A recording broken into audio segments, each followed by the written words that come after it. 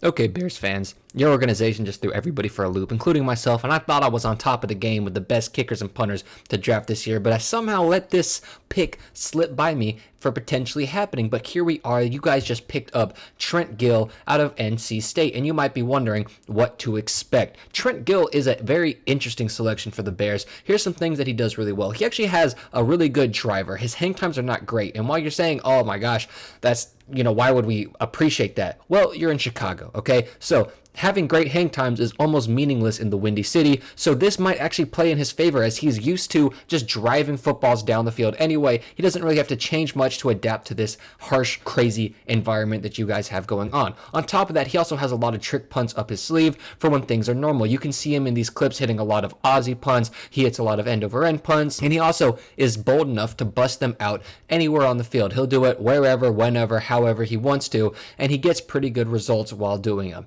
On top of this, I think Trent is just a very consistent unit for the NC State Wolf Pack. He has always consistently year in and year out been a good guy for them, and there's a couple other things I'm gonna get to later. Some of the pitfalls you might find yourself getting into is one of the things is he likes to drive it and he doesn't always use the best direction. This has allowed for some returns to be put up on him, and had they been against some better returners, maybe even more would have come his way. However, that was not the case. He actually had a really good net average in comparison to his gross average this season, but that's because of some phenomenal coverage by the NC State Wolfpack special teams unit and some lucky bounces on his side. Now, some other things that he does well is he kicks off and holds. This actually makes him very unique to the rest of the available kickers in this draft class, because the punters that were already picked up that kicked off was Ariza, Camarda, and Jordan Stout. So these guys all kick off, so Trent just falls right in line with the rest of them, but except for Camarda, none of them had held, which is really important because likely none of them will be doing the actual field goal duties.